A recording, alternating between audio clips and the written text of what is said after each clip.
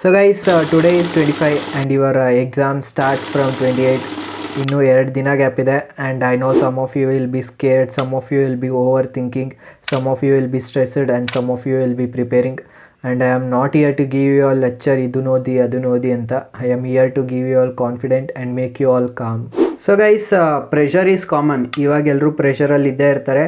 But from today don't compare your self with others. ಅವ್ರು ಅಷ್ಟೊಂದು syllabus complete ಮಾಡಿದ್ದಾರೆ, ನಾನು ಇನ್ನೂ ಸಿಲಬಸ್ ಕಂಪ್ಲೀಟ್ ಮಾಡಿಲ್ಲ, ಇನ್ನೂ ಇಂಪಾರ್ಟೆಂಟ್ ಟಾಪಿಕ್ಸ್ ಓದಬೇಕು, ಯಾವುದೋ ಒಂದು ಟಾಪಿಕ್ ಬಿಟ್ಬಿಟ್ಟಿದ್ದೀನಿ, ಆ ಥರ ಎಲ್ಲ ಥಿಂಕ್ ಮಾಡಿ ಕಂಪೇರ್ ಮಾಡ್ಕೊಳಕ್ಕೆ ಹೋಗಬೇಡಿ. And don't talk negative about yourself. ನಾನೇನಾದರೂ ಕಮ್ಮಿ ಮಾರ್ಕ್ಸ್ ತೆಗ್ಬಿಟ್ರೆ, ನಾನು ಓದಿಲ್ಲದೆ ಇರೋ ಟಾಪಿಕ್ ಬಂದುಬಿಟ್ರೆ, ಆ ಥರ ಥಾಟ್ಸ್ ಎಲ್ಲ ಬರುತ್ತೆ. ಬಟ್ ಆದಷ್ಟು ಕಂಟ್ರೋಲ್ ಮಾಡಿ. ಆ್ಯಂಡ್ ರ್ಯಾಂಡಮಾಗಿ ಯಾವುದನ್ನು ಸ್ಟಡಿ ಮಾಡೋಕ್ಕೆ ಹೋಗಬೇಡಿ. ಇವಾಗ ನ್ಯೂ ಟಾಪಿಕ್ಸ್ ಓದೋದು ಅದನ್ನಂತೂ ಮಾಡೋಕ್ಕೆ ಹೋಗಬೇಡಿ. Right now you don't need to complete 100% of syllabus. You need 100% of focus.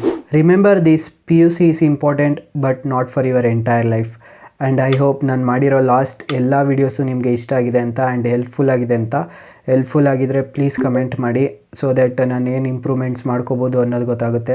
ಇಲ್ಲಾಂದರೆ ನಾನೇ ಪಿನ್ ಮಾಡಿರ್ತೀನಿ ಕಮೆಂಟ್ನ, ಅದಕ್ಕೆ ಲೈಕ್ ಇಲ್ಲ ಡಿಸ್ಲೈಕ್ ಮಾಡಿ. ಆ್ಯಂಡ್ ನಿಮ್ಗೇನಾದರೂ ನನ್ನ ವೀಡಿಯೋಸ್ ಇಷ್ಟ ಆಗಿದರೆ ಸಬ್ಸ್ಕ್ರೈಬ್ ಆಗಿ. And so that next KCT counselling ಏನಿದೆ, choice entry, college selection, option entry, ಇದೆಲ್ಲದ್ರ ಬಗ್ಗೆ ವೀಡಿಯೋಸ್ ಮಾಡ್ತೀನಿ. ಐ ಹೋಪ್ ನಿಮ್ಗೆ ಅದು ಹೆಲ್ಪ್ ಆಗುತ್ತೆ ಅಂತ. ಆ್ಯಂಡ್ ಪ್ಲೀಸ್ ಕಮೆಂಟ್ ಮಾಡಿ, I will be waiting for that. So guys, ಇನ್ನೂ 2 ಡೇಸ್ ಇದೆ. 2 ಡೇಸಲ್ಲಿ ಈ ಸಿಂಪಲ್ ಥಿಂಗ್ಸ್ನ ಫಾಲೋ ಮಾಡಿ. First one, revise important formulas. If possible ಎಲ್ಲನೂ ಒಂದು ಶೀಟಲ್ಲಿ ಕ್ಲೀನಾಗಿ ಬರೆದು ಇಟ್ಕೊಳ್ಳಿ, ಎಂತಕ್ಕಂದರೆ ಅದು ನಿಮ್ಮ KCTಗೂ ಹೆಲ್ಪ್ ಆಗುತ್ತೆ. Next second one, important derivation ಏನಿದೆ, ಡಯಾಗ್ರಾಮ್ಸ್ ಏನಿದೆ, ಅದನ್ನೆಲ್ಲ ಕ್ಲೀನಾಗಿ ಪ್ರಾಕ್ಟೀಸ್ ಮಾಡಿ. ಲೇಬಲಿಂಗ್ ಎಲ್ಲ ಕ್ಲೀನಾಗಿ ನೋಡ್ಕೊಳ್ಳಿ. ಆ್ಯಂಡ್ ಯಾವ್ಯಾವ ಈಕ್ವೇಷನ್ ಹೇಗೆ ಸಬ್ಸ್ಟಿಟ್ಯೂಟ್ ಆಗುತ್ತೆ ಅನ್ನೋದನ್ನ ಕ್ಲೀನಾಗಿ ನೋಡ್ಕೊಳ್ಳಿ. And third one, previous year question paper already last ವೀಡಿಯೋದಲ್ಲಿ ಹೇಳಿದ್ದೀನಿ. And fourth one, model question paper with timer solve ಮಾಡಿ, ಸೊ ದ್ಯಾಟ್ ನೀವೆಲ್ಲಿ ಮಿಸ್ಟೇಕ್ ಮಾಡ್ತಾ ಇದ್ದೀರಾ ಅನ್ನೋದು ಗೊತ್ತಾಗುತ್ತೆ. And last and most important, sleep properly. ಎಂತಕ್ಕಂದರೆ ನಿಮ್ಮ ಬ್ರೈನ್ಗೆ ರೆಸ್ಟ್ ಬೇಕು ಇವಾಗ ಟು ರೀಕಾಲ್ ದ ಆನ್ಸರ್ಸ್.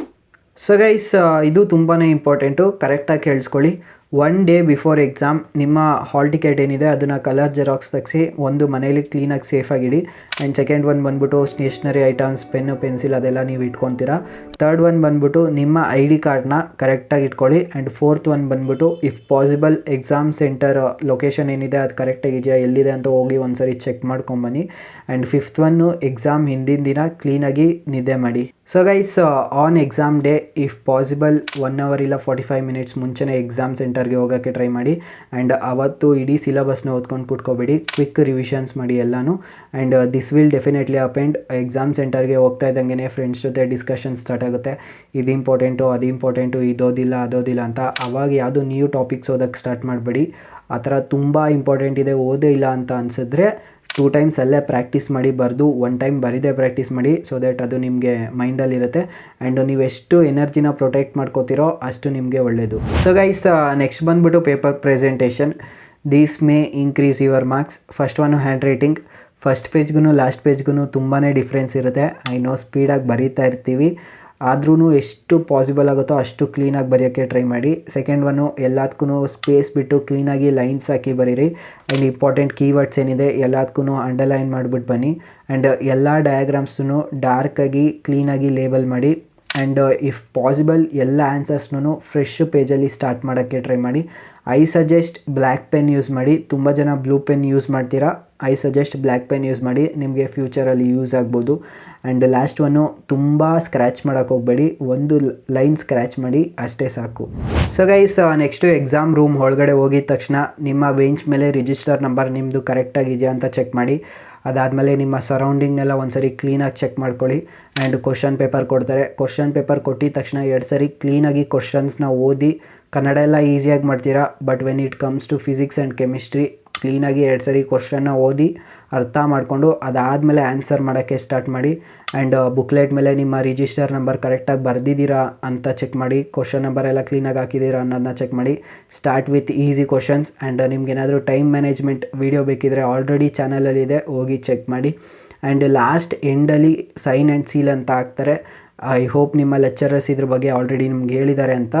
ಆದಷ್ಟು 1-2 ಎಕ್ಸ್ಟ್ರಾ ಪೇಜ್ ಬಿಟ್ಟು ಅದಾದಮೇಲೆ ಸೈನ್ ಮತ್ತು ಎಂಡ್ ಸೈನ್ ಮತ್ತು ಸೀಲ್ ಹಾಕಿಸಿ, ಸೊ ದ್ಯಾಟ್ ನಿಮ್ಗೇನಾದರೂ ಲಾಸ್ಟಲ್ಲಿ ಯಾವುದೋ ಕ್ವಶನ್ ನೆನಪಾಯಿತು, ಆನ್ಸರ್ ನೆನಪಾಯಿತು ಅಂತ ಅಂದಾಗ ಬರೆಯೋಕ್ಕೆ ಈಸಿ ಆಗುತ್ತೆ. So guys, all the best for you all. And I know ನೀವೆಲ್ಲ ತುಂಬ ಚೆನ್ನಾಗಿ ಪ್ರಿಪೇರ್ ಆಗಿದ್ದೀರಾ ಎಕ್ಸಾಮ್ಗೆ ಅಂತ. ಎಕ್ಸಾಮ್ ಹಾಲ್ಗೆ ಕಾನ್ಫಿಡೆಂಟಿಂದ ಹೋಗಿ ಆ್ಯಂಡ್ ಆದಷ್ಟು ಕಾಮಾಗಿರೋಕ್ಕೆ ಟ್ರೈ ಮಾಡಿ. ಎಕ್ಸಾಮ್ಸ್ ಈಸಿನೇ ಇರುತ್ತೆ, ಎಲ್ಲನೂ ಈಸಿಯಾಗಿ ತೊಗೊಳ್ಳಿ. ಎಷ್ಟು ಕಾಮಾಗಿರ್ತೀರೋ ಅಷ್ಟು ನಿಮಗೆ ಹೆಲ್ಪ್ ಆಗುತ್ತೆ. ಆ್ಯಂಡ್ ಲಾಸ್ಟ್ ಇಯರ್ ನಾನು ಈ ಟೈಮಲ್ಲಿ ನಿಮ್ಮ ಸ್ಟೇಜಲ್ಲಿದ್ದೆ ಆ್ಯಂಡ್ ಐ ನೋ ನೀವೆಲ್ಲರೂ ತುಂಬ ಚೆನ್ನಾಗಿ ಪ್ರಿಪೇರ್ ಆಗಿದ್ದೀರಾ, ತುಂಬ ಚೆನ್ನಾಗಿ ಎಕ್ಸಾಮ್ ಬರೀತೀರಾ ಅಂತ.